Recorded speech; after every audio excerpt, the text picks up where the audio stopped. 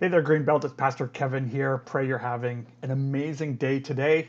It is Wednesday morning. The sun is shining, and I am set up here in my home office.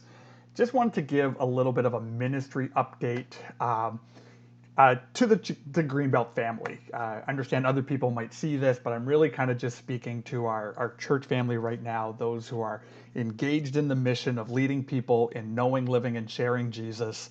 I just want to give a little bit of an update on how ministry is going and where some things are landing right now. And also just to let you know that I am planning kind of a live Q&A time in the next few days. I'm trying to figure out my schedule right now. It might be tomorrow evening, just to go onto Facebook Live and to let people kind of come in live, ask any questions that or things like that that you might have about the ministry of the church. But I really just wanted to get some quick updates out this morning. First and foremost, I am incredibly encouraged by seeing the church still being the church. Like seeing how people are caring for one another and encouraging one another and being generous with their time and their resources and just truly loving on people in this season. It's been so encouraging for me. So even though we're all working from home and kind of isolated at home, I actually rejoice in the work that God is doing through you. And I'm so incredibly grateful. The church online experience has been incredibly positive. You know, it's a work in progress and we're learning and we're improving from week to week. You will see changes as we keep learning and growing in this area of ministry. So I appreciate people's feedback and helpful suggestions on how to improve things there. And we've been listening to all of that, and we have been doing a lot of work on that area. We've also are launching this afternoon a Kid Zone component to this. I'm so grateful for the volunteers who have put this together, who have a heart for our kids and still want to be able to connect with them in a meaningful way through this platform. So that's going to be launching tonight. Our life group ministry has done just an amazing job of still staying connected through the Zoom video conferencing, and it's been so encouraging to hear about that. The new Reach ministry that was put together to ensure people are being cared for, people with health issues, our seniors, just to know that they are loved and that there's a system in place to care for them in this season. It's been amazing to hear the stories already coming out of there. And so, from a ministry perspective, I think the staffing changes that we've gone through, the restructuring that we've gone through, all the work that we've been doing that's been kind of crazy and a little overwhelming sometimes, that we've been doing since October has perfectly prepared us for such a time as this. I truly believe that. And so I am able from home to rejoice on the work of God through the ministry that He's doing through you, our Greenbelt family. Just wanted to give a little bit of a financial update. Obviously, with the economy and people worried about their jobs, money is a difficult subject to talk about right now, but I just wanted to give just some real numbers. And we want to be open and transparent about how things are going. We went in to this COVID-19 pandemic already with a pretty big deficit in our giving because of the snowstorms that we were having in the month of January and February. So at the end of February, we were already seeing we were down in our projected giving by about 13,000, and and so kind of not a massive issue. We knew that that was because of the snowstorms and because about 50% of our church family are still giving through cash and checks on Sunday morning. Only about 50% of the church is giving online. So with that 50% still giving by cash and checks, we expected this kind of a dip because of the weather and assumed that it would self-correct going into March. Well, now here we are in a pandemic and everybody is staying home and everyone's a little worried and concerned about these things. And so March actually saw that deficit increase. And so we're currently running, now we're behind by about $26,000 on expected giving. Now, the plus of this, and I don't want people freaking out and panicking, I mean, obviously ministry expenses have gone down.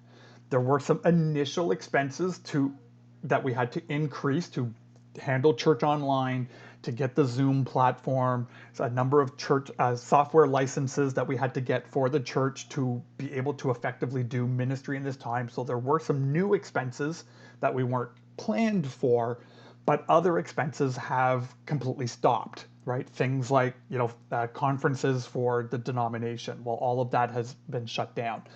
Some of the events that we were supposed to go to have shut down. Travel expenses, contacting budgets have kind of completely ceased. Some of the fusion budget for the Wednesday night, gathering of fusion, there's no expenses going there. So expenses have dropped, but we really are hoping to see people who haven't been giving online to use this as a time to make the switch. There's different ways that you can move from that cash and check giving on Sunday morning, moving it to online. We can still take cash and checks. The church front door is open and unlocked weekdays from 9 to 5. If you still want to give that way, you can take an envelope and you can slide it under the office door. There will be someone going in once a week to collect that stuff and make sure that that's processed. And if that's the way you want to continue giving, that's great.